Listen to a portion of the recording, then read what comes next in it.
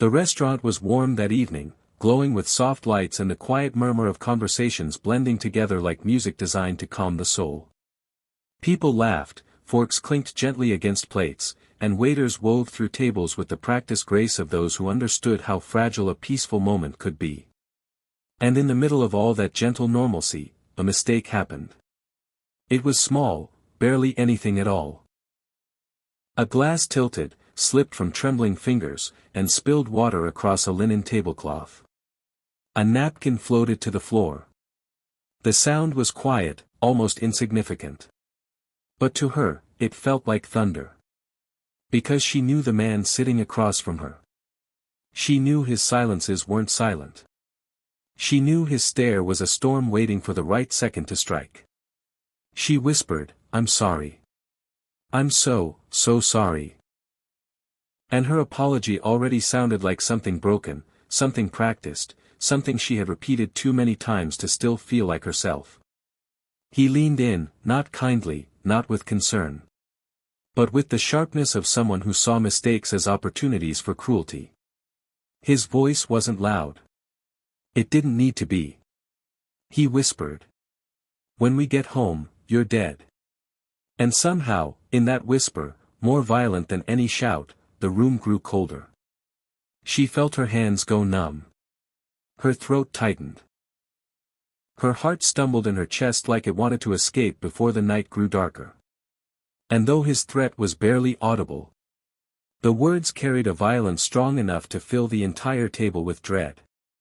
All she could do was stare at the droplets of water spreading across the tablecloth. As if watching them might erase the reality of what waited for her later. The restaurant was full. So many people. So many eyes. And yet she felt completely alone. Completely unseen. Completely unprotected. Except. Someone at the next table had heard the whisper. A man sitting alone. Quiet. Unmoving. Observant. He looked up slowly, almost imperceptibly. As if he had been waiting for the moment when silence would break. He didn't interrupt. He didn't react. He didn't draw attention to her. He simply watched. With eyes that saw more than most people dared to look at. And in that single moment, a stranger quietly became a witness. But she didn't know that yet. She only knew fear. Fear so deep it had shaped her posture, tightened her breath, and taught her to apologize for existing. The rest of the restaurant continued as though nothing had happened. Forks clinked. Laughter rose. Soft music continued to play. But at her table, her world had collapsed into a whisper that promised pain. And she sat there, silently. Waiting for the night to end. And the punishment to begin. She apologized again. Not because the spill was disastrous. Not because the napkin falling had disrupted the world. But because apologies were the only thing she had to offer to a man who viewed her as something breakable. "I didn't mean to," she whispered. "I'll fix it. I'll clean it. I'm sorry." He didn't answer her. He simply shook his head slowly. A silent gesture that held more anger than any shout. She shrank inward. Closing in on herself. Shoulders lifting as though she wished she could disappear into her chair and dissolve into air. The waiter came over with a polite smile. Completely unaware of the life unraveling at the table. "It's all right," he said gently. "Happens all the time." But she shook her head vehemently. As if she needed to convince the world that the mistake was her fault. That she was accountable. That she was the problem. This, too, was part of the cycle. The endless rhythm of self-blame she had been trained into. She grabbed napkins, her hands shaking. Trying to clean faster than the water could spread. Her breath trembled. Her heart pounded loud enough to drown the restaurant's music. He merely stared at her. Watching her anxiety with a calmness that did not belong to kindness. But to power. Power he believed he was entitled to. Power he believed she couldn't live without. Her eyes filled with tears, she tried desperately to blink away. She swallowed them, punished her own emotions. Because showing fear only angered him more. "Please," she whispered again. Even though she didn't know what she was begging for. For mercy. For forgiveness. For invisibility. Maybe all of them. The stranger at the next table watched her wipe at the spill with frantic motions. He saw how she folded into herself. He saw the way her boyfriend's jaw tightened. The way his hands trembled with controlled rage. The way he leaned back as if waiting to unleash something the moment they stepped outside. The room around her blurred as she apologized over and over. Apologies for existing. For breathing. For trying. For failing. For hoping she could ever be enough for a man who needed her to be miserable in order to feel whole. A couple at a nearby table glanced over. Noticed her watery eyes. Noticed the tension. But like most people, they looked away quickly. Not wanting to interfere. Not wanting to acknowledge the ache in front of them. But the quiet stranger did not look away. His expression wasn't pity. It wasn't shock. It wasn't even anger. It was recognition. As though he had seen this before. As though he understood a truth the rest of the room wasn't brave enough to confront. Her boyfriend leaned in again. This time with a smile meant only for the surface. A smile that hid darkness underneath.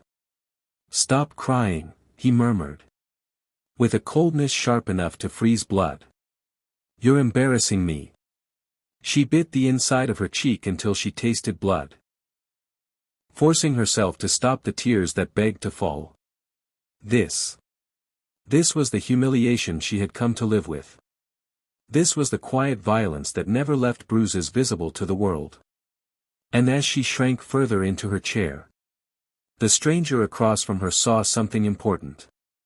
She wasn't weak. She wasn't fragile. She wasn't dramatic. She was surviving. And survival demands a strength the world rarely understands. His name was Elias Ward. A man known by most of the city. But rarely recognized in places like this. Because Elias preferred quiet corners. Simple dinners. And anonymity whenever he could find it. He was a philanthropist. A businessman. A man with wealth and influence. But none of that mattered to him tonight. What mattered was the look in the woman's eyes at the table in front of him. That look. He had seen it before. Years ago. In someone he loved. Years ago. In someone he couldn't save. And now, watching this woman shrink under the weight of whispered threats. His chest tightened with an ache that felt painfully familiar. He noticed everything. The way she apologized automatically. The way she shrank in anticipation of anger. The way her boyfriend controlled her without touching her. Most people would see nothing at all. Most people would say, "It's not my business. Couples fight. She's just stressed." But Elias saw more. He saw fear so practiced it had become muscle memory. He saw a life shaped by control. He saw someone who had lost pieces of herself trying to keep a man from breaking her further. And he hated that kind of pain. He hated it because he understood it. Not as a victim.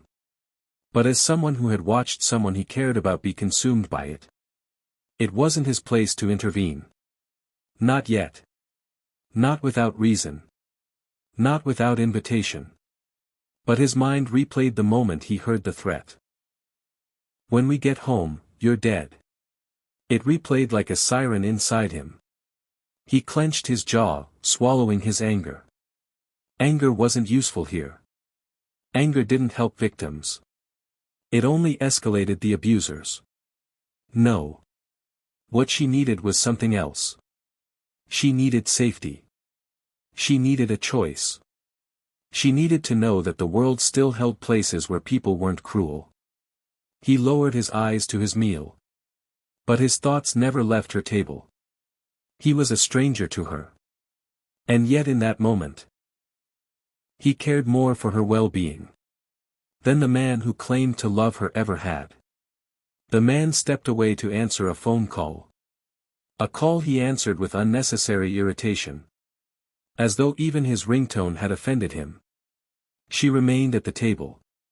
Hands trembling. Staring at the water-stained napkins like they were evidence of her own failure. Elias watched her ex walk outside. His eyes narrowed. This was the moment. Quiet. Empty. Safe enough to not escalate. Dangerous enough to matter. He rose from his table. Every movement slow, cautious, deliberate. He did not want to frighten her. She had already endured enough fear for a lifetime. He approached her table slowly. Stopping a respectful distance away. "Excuse me," he said softly. She looked up. Startled.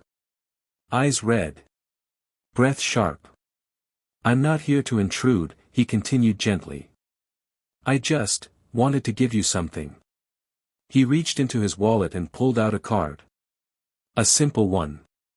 No titles. No company names. Just his name and a phone number. "You don't know me," he said. "And you don't owe me anything. But if you ever need a safe place, help, the chance to talk, you can call this number." Her lips parted. Confusion fighting with hope in her expression. He didn't offer pity. He didn't offer judgment. He offered choice. A choice she hadn't been given in a long, long time. She took the card with trembling fingers. Her voice barely existed when she whispered. "Why?" Elias gave the smallest, softest smile. "Because you deserve safety," he said. "And you deserve people who don't hurt you." She lowered her eyes again. Tears gathering. He didn't touch her. He didn't lean in. He didn't pressure her. He simply nodded. Stepped back. And returned to his table. Moments later. Her boyfriend returned. Yanking out his chair. Dropping into it with irritation. He didn't notice the card she slid quickly into her bag. But Elias noticed everything. The car ride was silent at first. Tense. Heavy. The kind of silence that suffocates. She stared out the window. Hands tucked tightly in her lap. Her boyfriend's grip tightened on the steering wheel. Every flicker of streetlight illuminated the anger settling deeper into his jaw. Finally, he spoke. "You embarrassed me." She flinched at the tone. Low, simmering, dangerous. "I didn't mean to." "That's the problem," he snapped. "You never mean to. But you always do." She swallowed hard. Eyes stinging. She whispered another apology. Another attempt to calm him. But something felt different. A card sat in her bag. A stranger's voice lingered in her mind. "You deserve safety." And suddenly, for the first time in years, fear wasn't the only feeling inside her. There was something else. A spark. Small. Fragile. Almost invisible. But real. Her boyfriend kept talking. Ranting about the restaurant. About the spill. About how she always ruined things. His voice grew louder. Sharper. More venomous. But his words didn't sink into her the same way. Not tonight. Not after the stranger with gentle eyes had reminded her. She didn't have to live like this forever. She stared out the window. Watching streetlights blur into streaks of gold. And for the first time, she wondered. What if leaving was possible? What if her life didn't have to be defined by fear? What if the world still held kindness? Even if she had forgotten how it looked? Her boyfriend slammed his hand against the steering wheel, making her jump. "Are you even listening?" he yelled. She turned to look at him. Really look at him. And what she saw wasn't love. It was possession. What she felt wasn't loyalty. It was survival. The car pulled into the parking lot of their apartment. He grabbed her wrist roughly as she climbed out. Inside. Now. Once, those words would have controlled her. Once, they would have broken her. But tonight. They didn't land the same way. Because tonight. There was a card in her bag. With a number she could call. If she dared to believe. She was worth saving. And that tiny spark of hope. That small unfamiliar flutter in her chest. Would become the very thing. That changed her life. The next morning arrived quietly, almost hesitantly, as though the sun itself wasn't sure whether it had permission to warm her world. She awoke with a heaviness in her chest that didn't belong to sleep. It belonged to the night before. To the car ride. To the threat that still clung to her skin like cold rain refusing to dry. She moved slowly through the apartment, careful not to make noise, old habits she didn't even realize she had anymore. She stepped around creaking floorboards, held her breath as she passed the bedroom, and only exhaled once she closed the bathroom door behind her.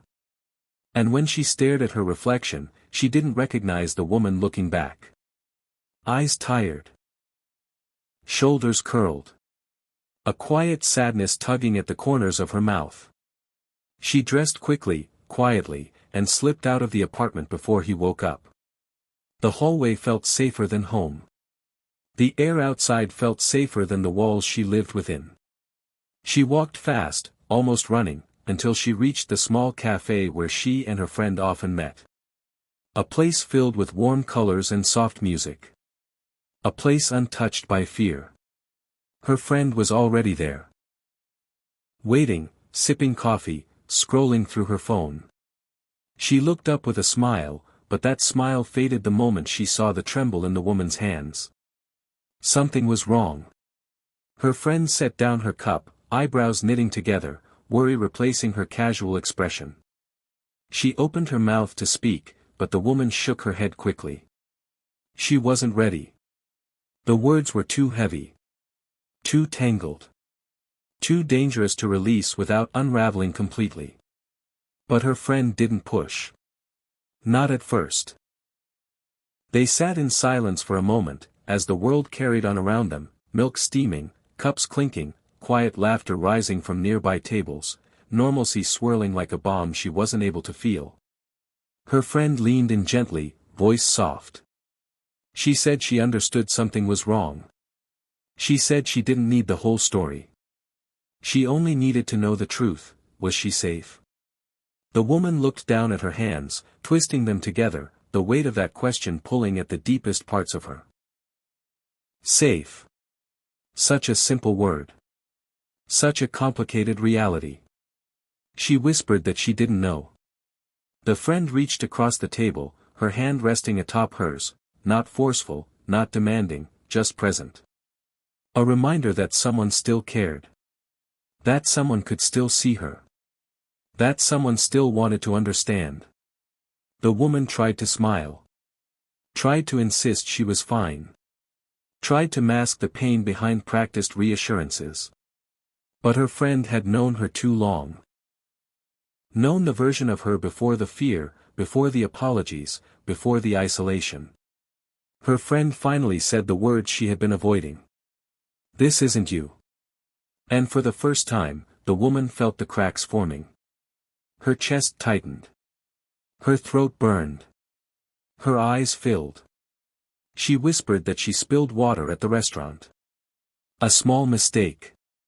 But he threatened her anyway. Her friend's face fell. Her expression shifted from concern to alarm, to heartbreak, to a kind of restrained anger that only someone who truly cares can feel. She asked the woman why she didn't leave him. And the woman, voice trembling, said she didn't know how. The truth escaped her before she could reel it back in. Her friend squeezed her hand again and whispered that she wasn't alone. That she didn't have to stay. That she deserved a life without fear. The woman didn't answer. Because part of her still believed she deserved the pain. But another part, small, wounded, but alive, felt the truth stirring. Her friend pulled her into a hug. The woman let herself be held. And in that quiet embrace, a seed of possibility took root. The possibility that maybe, just maybe, she didn't have to face this darkness alone. That afternoon, after hours spent drowning in her thoughts, she found herself sitting at her laptop. The room was silent, but the silence didn't feel suffocating. Not today. Today it felt charged, heavy with a question she couldn't shake. The card in her bag. The name on it. The stranger who had spoken to her with gentle sincerity.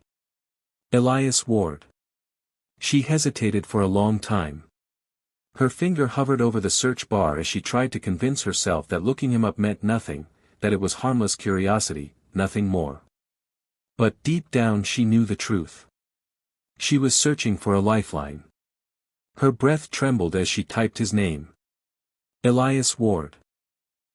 The results appeared instantly. And her breath stopped. He wasn't just anyone. He wasn't just a kind stranger who had been sitting at the next table. He was a philanthropist. A CEO. A man known for sponsoring women's shelters, funding recovery programs, supporting charitable outreach for survivors of abuse.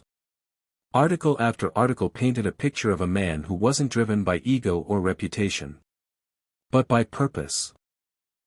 She clicked through pictures of him at charity events, standing beside survivors, shaking hands with community leaders, participating in outreach days with sleeves rolled up and compassion in his gaze.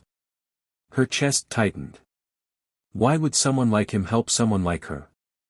She wasn't powerful. She wasn't wealthy. She wasn't important. She was just a woman who spilled a drink. A woman who apologized too much. A woman who forgot what it felt like to breathe without fear. She scrolled through interview clips, reading the captions quietly. In one quote, he talked about his mother. A woman who had suffered years of quiet abuse before finding the strength to walk away. He said he created his foundation in her honor. To help women who felt like they had no way out. To be the person he wished his mother had met sooner. She closed the laptop slowly, her breath unsteady. The stranger wasn't a coincidence. He wasn't a danger. He wasn't a complication. He was a possibility. And possibilities were terrifying. Because possibilities meant change. She lay back on her bed, staring at the ceiling, trying to calm the storm of emotions inside her. But the truth had already settled in her mind. Someone in this world wanted to help her. Someone expected nothing from her. Someone believed she deserved safety. And for the first time, she considered believing it too. Night fell quietly, drawing shadows across her apartment walls. She sat on her bed with the card in her hand, turning it between her fingers like a delicate piece of glass. She didn't know what she expected to happen when she called him. Maybe he wouldn't answer. Maybe the number would be a secretary. Maybe he had forgotten her entirely. Maybe she would regret it. But she was tired. Tired of fear. Tired of silence. Tired of pretending she was surviving when she was barely breathing. Her hands shook as she dialed the number, holding the phone tight against her ear. 1 ring. 2 rings. 3. Then a voice. His voice. Calm. Warm. Steady. He said hello as though he had been expecting her. As though her call wasn't an inconvenience but a moment he had been prepared for. She inhaled shakily but couldn't speak. Silence flooded the line. He didn't rush her. He didn't say her name. He didn't pressure her. Instead, he said, gently. You're safe. Take your time. A single tear rolled down her cheek. She whispered that she didn't know why she was calling. She whispered that she was sorry. He said she had nothing to apologize for. She whispered that she didn't know what to do. He said she didn't have to know. Because knowing wasn't the first step. Reaching out was. And she had already done that. She asked him, voice trembling, if there was somewhere she could meet him. Somewhere public. Somewhere safe. He didn't hesitate. He suggested a cafe across town. Bright. Busy. Neutral. Safe. He offered to be there in 20 minutes. She agreed, hanging up before she lost her courage. Her heart raced as she grabbed her coat, hurried out the door, and stepped into the night. The cold air stung her cheeks, but for the first time in a long time. She felt alive. She didn't know what this meeting would lead to. She didn't know if she was making a mistake. She didn't know if she was ready. But she knew one truth. She was tired of living afraid. And tonight, she had taken her first step away from the darkness. The cafe was warm inside, filled with the scent of roasted beans and quiet conversation. She entered hesitantly, her fingers twisting nervously around one another. And there he was. Sitting at a small table near the window. Hands folded. Eyes soft when they met hers. He stood as she approached. Not towering. Not dominating. Just rising gently in acknowledgement. She sat across from him. Feeling small and enormous all at once. He didn't bombard her with questions. He didn't ask why she came. He didn't demand details. He simply said. I'm glad you're here. She exhaled shakily. A release of breath she didn't know she'd been holding. Then slowly, piece by piece. He laid out her choices. A safe apartment, fully furnished, secure, anonymous. Temporary or long-term, her choice. A job at his community foundation, quiet work, supportive staff, flexible hours. Something to give her independence. Therapy. Gentle, trauma-informed, confidential. Legal protection, if she wanted it. Only if she wanted it. He never said he would save her. He never claimed he could fix her life. He simply created a path. And placed a door in front of her. And gently, delicately. He said. You don't owe me anything. This isn't charity. This is your right, to be safe, to work, to heal. She stared at the table, uncertain, fragile. Her hands fidgeted with a napkin, twisting it tighter and tighter. He waited. And slowly. She lifted her head. And whispered the words she never thought she'd speak aloud. I want to leave him. Those words cracked something open inside her. They hurt. They healed. Elias nodded. Not triumphantly. But respectfully. He didn't say, finally. He didn't say, I knew it. He simply said. Then let's make a plan. And together. They did. She walked away from that cafe not free yet. But no longer trapped. Because now. For the first time in years. She wasn't escaping alone. That night, she returned to the apartment with a plan rooted deep in her chest. A plan stronger than fear. A plan brighter than the darkness she had endured. She walked in quietly. Eyes scanning for danger. He was asleep on the couch. TV flickering shadows across his face. His chest rising and falling in heavy, angry breaths. Even in sleep, he looked like a threat. She moved quickly. She gathered only what she needed. Documents. Clothes. A few personal items. A friend waited outside in her car. Heart pounding. Ready to drive at a moment's notice. Meanwhile, two members of Elias's security team stood discreetly down the hall. Hidden from view. ready to step in if anything went wrong. Every item she packed felt like reclaiming a piece of herself. Every zipper she closed felt like snapping a chain. Every breath she took felt like preparing for a world she had been denied. But she was afraid. With every passing second, she waited for his footsteps. For his voice. For his anger. Every car door outside made her freeze. Every engine hum made her heart stop. She moved through the apartment like a ghost.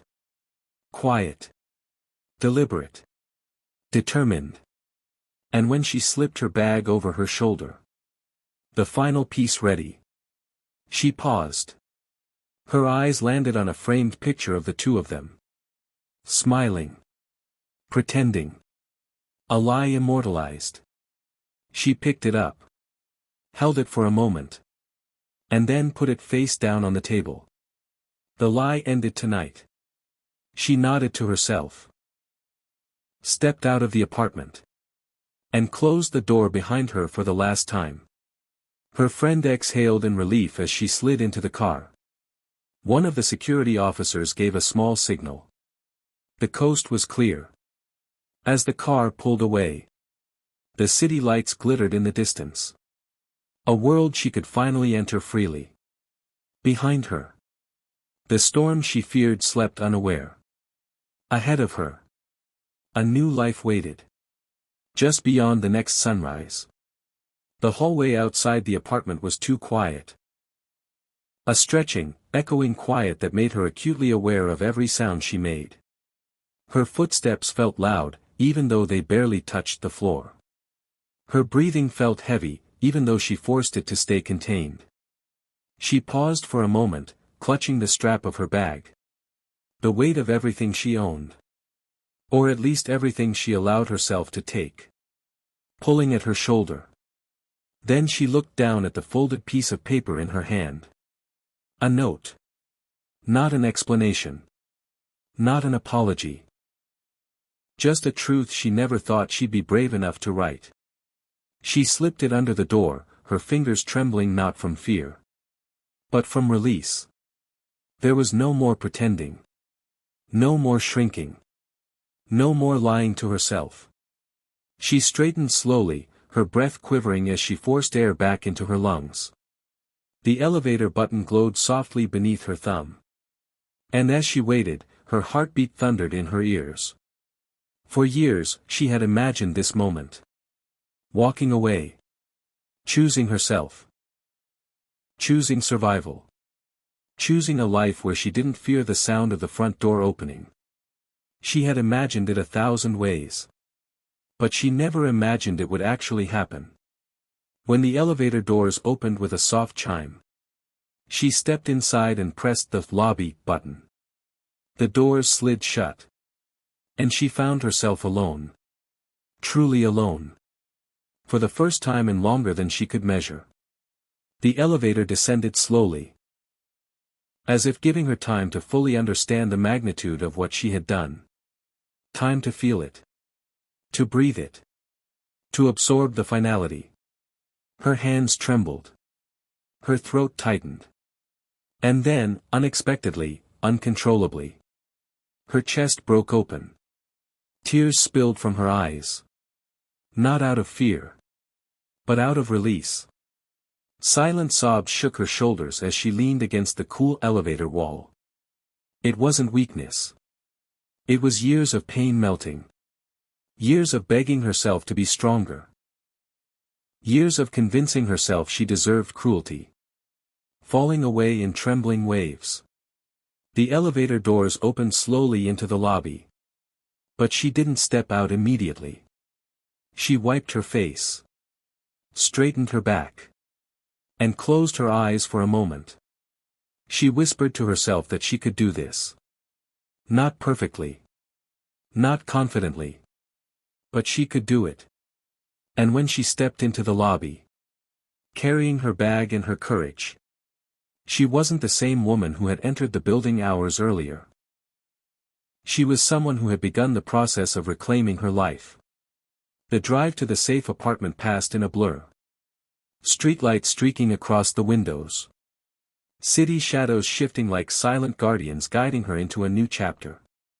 Her friend drove. Hands steady on the wheel. Eyes flicking toward her with unspoken reassurance. But the woman barely noticed the road. She was too busy listening to her own heartbeat. Fast, uneven, confused. Every mile that placed distance between her and the apartment she once called home felt like reclaiming a piece of her she hadn't realized she'd lost. When they arrived, the building looked simple from the outside. Nothing flashy, nothing obvious. Just quiet safety. A luxury she had forgotten the feeling of. The security officer who followed them nodded politely, leading her down a brightly lit hallway. Past doors that held no memories. No threats. No ghosts of nights she wished she could forget. And then he opened the door to her new apartment. Warm light spilled out instantly, casting a gentle glow across the furnished living room. Soft beige walls. Clean countertops. Fresh linens folded neatly on the bed. A stocked fridge humming quietly in the kitchen. It wasn't luxurious. It wasn't extravagant. But it was everything she needed. Safety. Stillness. Space to breathe. The woman stepped inside. And the feeling hit her all at once. The absence of fear. The absence of danger. The absence of him. For a moment, she didn't move. She stood there, gripping her bag, trying to understand why her body felt so heavy. Then the emotion crashed through her. Quiet at first. Then overwhelming. Her knees buckled. And she sank onto the couch. Buried her face in her hands. And cried in great shaking sobs that filled the silent apartment. The kind of sobs that came from the deepest, most hidden parts of the heart. The kind of sobs that only appear when safety finally arrives. After years of being hunted by fear. She cried for the girl she used to be. For the love she thought she deserved. For the nights she blamed herself. For the dreams she had buried. For the strength she didn't know she had. No one rushed her. No one told her to stop. No one told her she was overreacting. For once, she had the freedom to feel everything. Without punishment. Eventually, the storm inside her quieted. She wiped her face with trembling hands. Looked around the apartment. And whispered to herself. This is mine. This piece is mine. She showered in water that felt like it washed away years of pain. She slipped into clean clothes that didn't smell of tension. She curled into the soft bed. The first real bed she had rested in without fear of footsteps approaching. And as she closed her eyes, her breath slowed. Her muscles unclenched. Her heartbeat softened. For the first time in years. She slept without fear. Not lightly. Not cautiously. Not ready to wake at the slightest sound. She slept deeply. Completely. Peacefully. And in that quiet, safe room, something new began to grow within her. The beginning of healing. The morning sunlight slipped through the curtains gently. As if aware that this was no ordinary morning. She stretched slowly. Surprised to find her body relaxed instead of tense. Her mind clear instead of foggy. Her chest light instead of weighed down by dread. It was a new day in every sense. A soft knock came at the apartment door. And when she opened it, one of Elias's staff members stood there. A friendly woman with a warm smile and a clipboard in hand. She explained that Elias had arranged a simple orientation at his foundation office. Just a tour. An introduction to the team. A chance for her to ease into the job that awaited her. No pressure. No rush. Everything at her pace. When she arrived at the foundation later that morning, The building surprised her. It wasn't corporate and cold like she imagined. It felt alive. Filled with soft colors. Plants in every corner. And walls decorated with photos of community events, outreach programs, and grateful families. Everywhere she looked, she saw people working with purpose. With kindness. With sincerity. No one looked at her with judgment. No one saw her as fragile. No one seemed to expect anything from her other than simply being herself. She was introduced to the staff. A group of people who smiled warmly. Offered gentle welcomes. And made space for her without forcing closeness too soon. Someone showed her to a small office. Humble. Neat. With a window overlooking the courtyard. A desk with fresh supplies. A computer ready for her to use. A framed note on the wall that read, "You are stronger than your past." She traced the words with her eyes. Wondering how many others before her had needed that same reminder. Throughout the day, she learned simple tasks. Filling forms. Organizing documents. Responding to emails. Nothing overwhelming. Nothing demanding.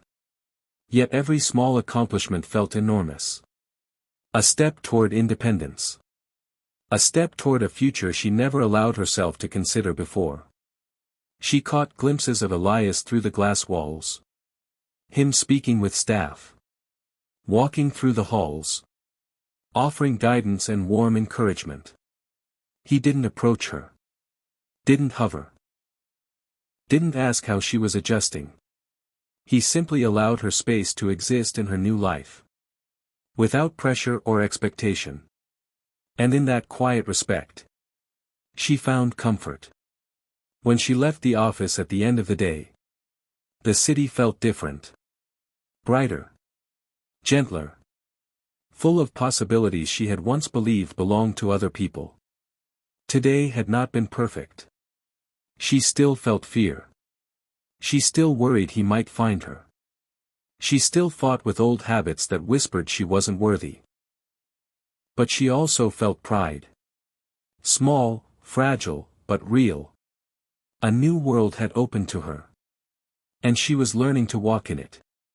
Her first therapy session felt like stepping into a room she had avoided her entire life.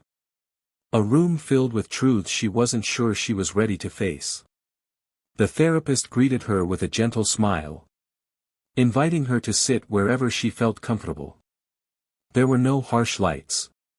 No sterile furniture. Just soft colors. Pillows. And a shelf filled with small plants that seemed to breathe calm into the space. She sat at the edge of the couch. Hands clasped tightly. Eyes fixed on the rug beneath her feet. The therapist didn't rush her. She didn't interrogate. She didn't dig for details. She simply asked how she felt today. Not yesterday. Not the night she left.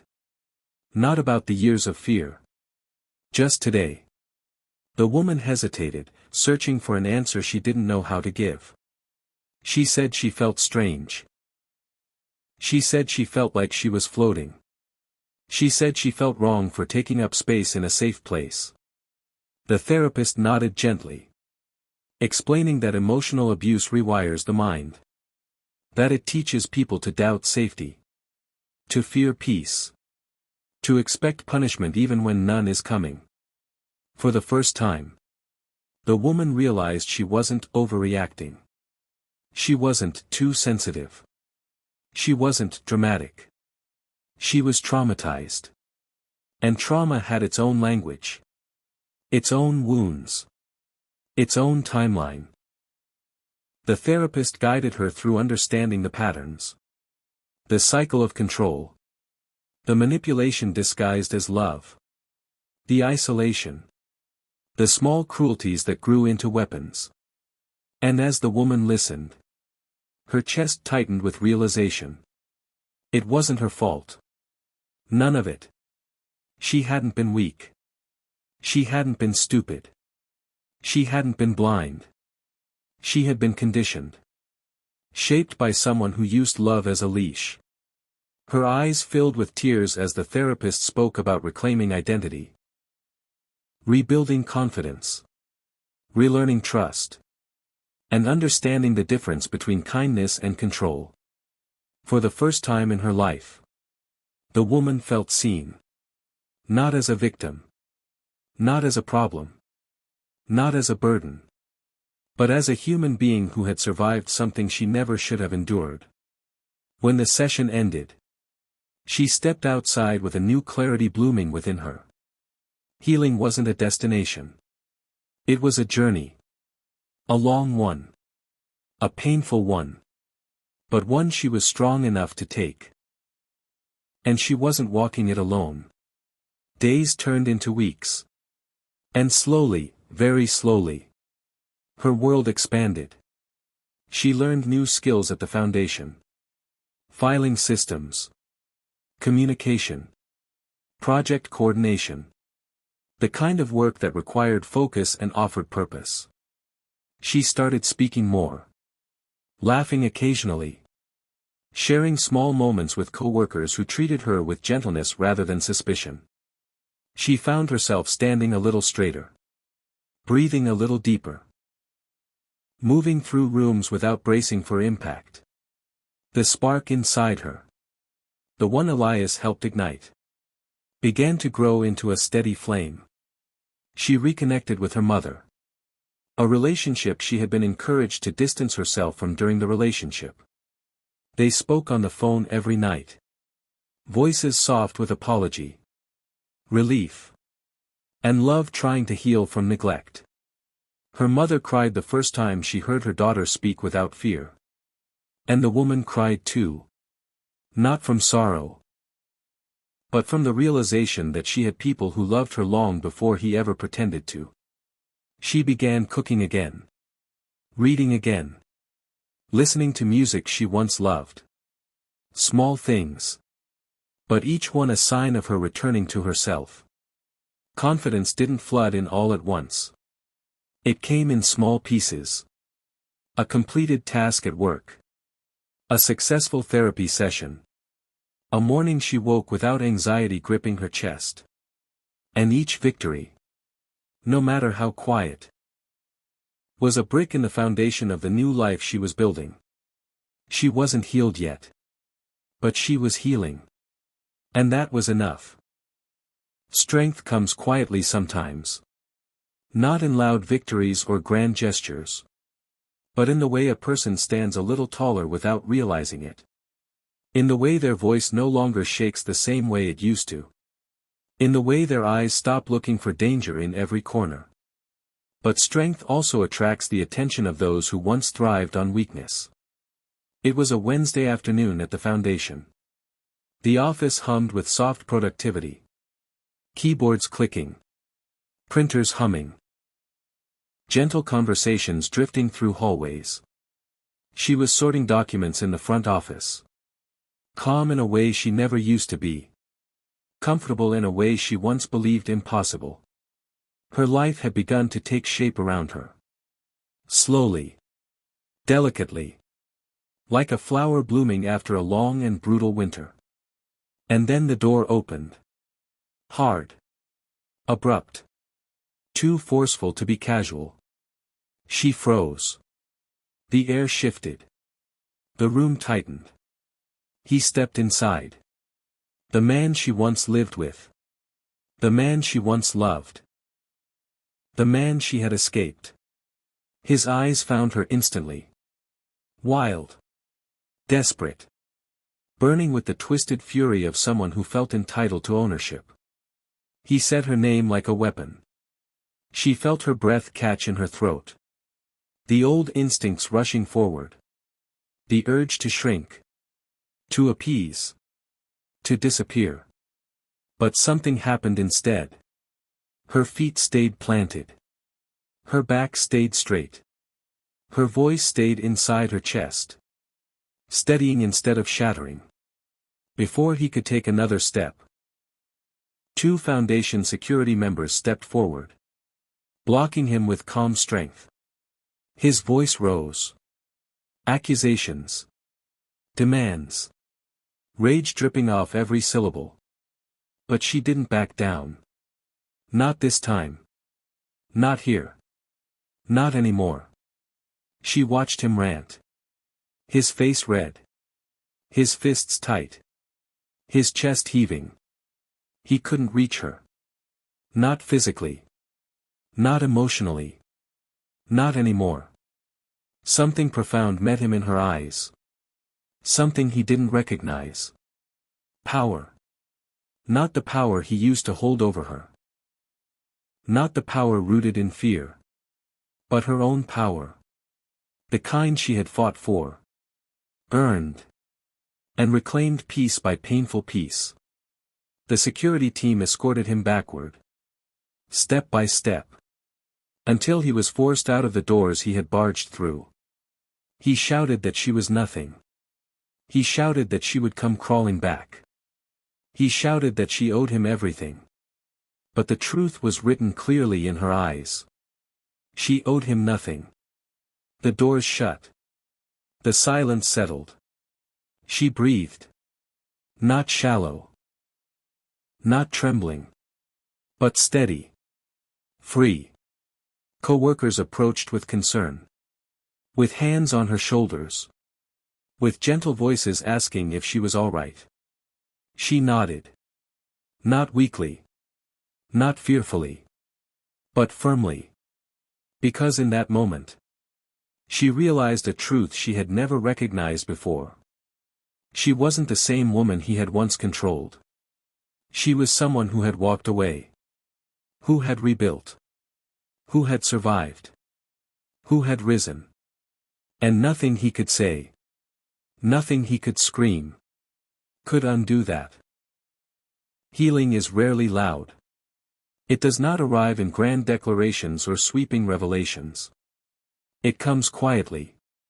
In soft moments that bloom slowly between people who treat each other gently.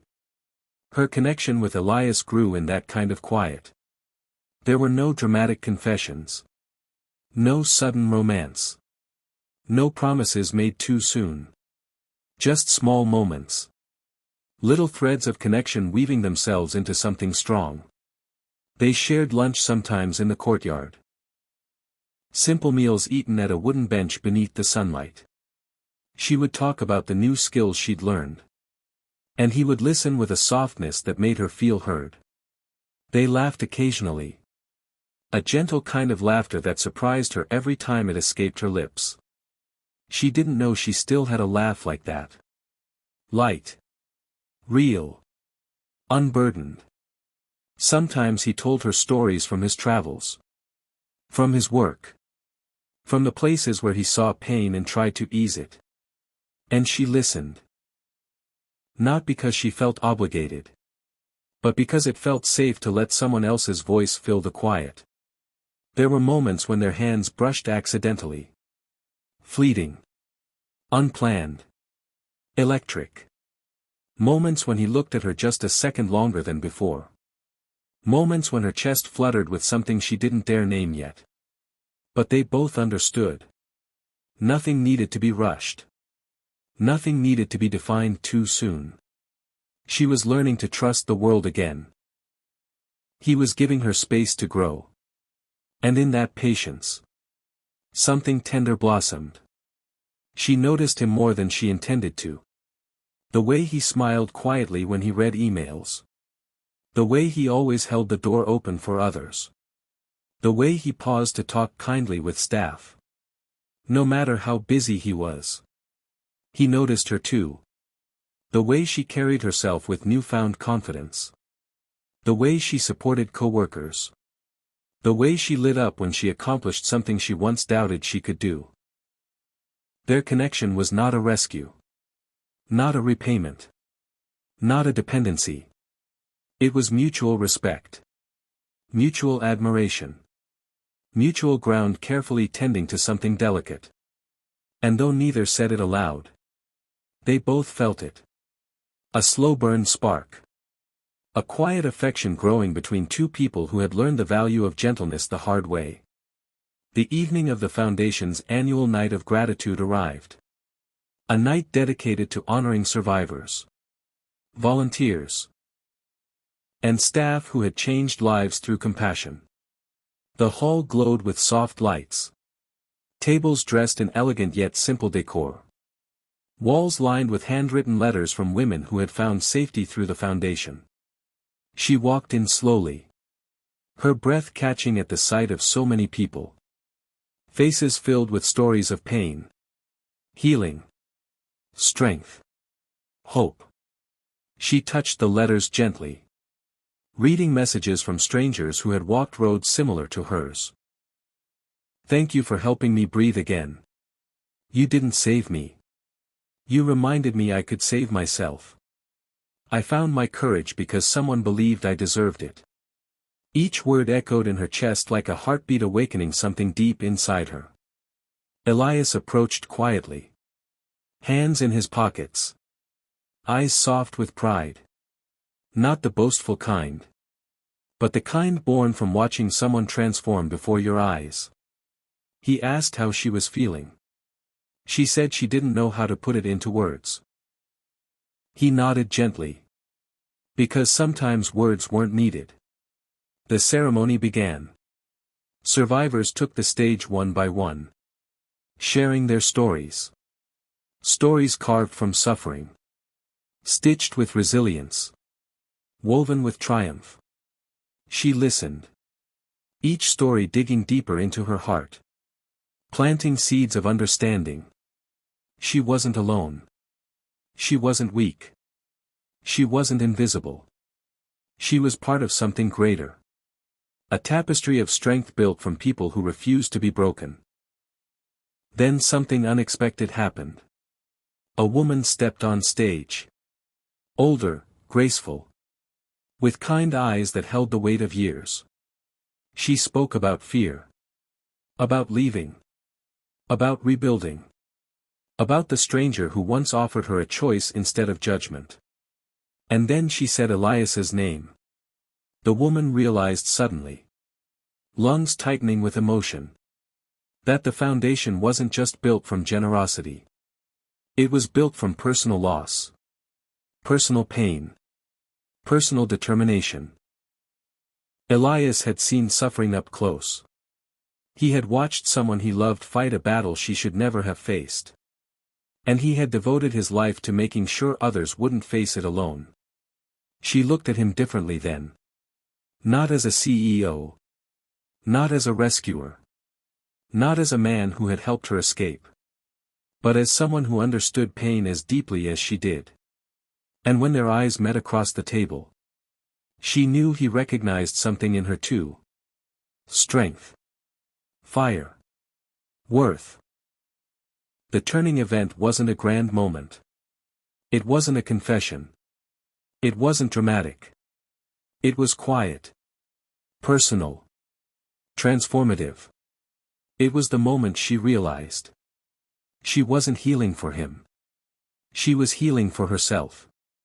And he saw her not as someone broken, but as someone rising. The universe has a way of offering closure when the heart is ready for it. Not always gently, but always with purpose. The final confrontation came on a soft, cloudy afternoon. She was leaving the Foundation office, arms full of documents she needed to bring home. The parking lot was quiet. Birds perched on the power lines overhead. A breeze whispered through the trees. And then he appeared. The man she had once lived with. The man who had come to take back control. He stepped out from behind a car. Eyes wild with a desperation that had only grown since she left. He said her name sharply. A sound she once would have shrunk beneath. But not today. She stopped. Heart pounding. But feet firmly planted. He approached. Words spilling from him. Insults. Pleas. Threats. Accusations. He said she belonged to him. He said she was nothing without him. He said she would regret leaving. But she didn't flinch. She didn't apologize. She didn't cower. Instead, she looked him directly in the eyes with a strength she had earned piece by piece through survival, therapy, love, and her own determination. Elias stepped out of the building moments later. Staff members behind him. Security already alert. But he didn't rush forward. He didn't take control of the moment. He didn't speak for her. He stood behind her. Close enough to protect her. Far enough to let her lead. Because this was her battle to end. And he trusted her strength to end it. The man ranted, trying desperately to break her down. But she straightened her shoulders. Took a breath that brought fire into her lungs. And said the words that ended everything. You don't own me. Not anymore. Silence fell like a curtain. He staggered backward. As if the words had physically struck him. Security stepped in. He was removed. Loud. Angry. Furious. But powerless. And she stood there. Unshaken. Hands steady. Heart blazing with a freedom she had waited years to feel. When it was over, Elias approached slowly. Quietly. He didn't ask if she was all right. He didn't question her strength. He simply said, "I'm proud of you." And she realized that this moment, was the true end. Not the night she packed her bags. Not the moment she left the note. Not the drive to the safe apartment. This moment, where she faced the man who once controlled her, and chose herself instead, was the moment she finally cut the last thread tying her to her past. Time passed. Not quickly. Not dramatically. But steadily. The way seasons shift without you noticing until one day the world feels warmer than before. The court case was long. Painful. Exhausting. But she won. Not because she had power. But because she had truth. Because she had documentation. Witnesses. Support. Because she had a foundation, literally and emotionally, beneath her feet. Her home became a place of peace. Not just safety. But warmth. A place filled with the scent of her cooking. The sound of music she chose. The stillness of nights where she slept without fear. She began to reclaim her dreams. Ones she had forgotten. Ones she had buried. Ones she now had the courage to chase. Her new life took shape with gentle hands. Her confidence grew. Her happiness expanded. Her sense of self blossomed. And through it all, Elias was there. Not as a savior. Not as a guardian. But as a companion. A quiet supporter. A presence that brought comfort without expectation. Their connection grew at the pace she set. Slow. Respectful. Steady. There were quiet dinners. Walks through the city. Shared smiles across desks. Moments where their hands touched and neither pulled away. And gradually. Beautifully. Their hearts aligned. Not because she needed him. But because she was finally free enough to choose him. The narrator's voice softens. Sometimes the moment we break is the moment we begin again. And sometimes the stranger at the next table becomes the person who reminds us we were worthy of love all along.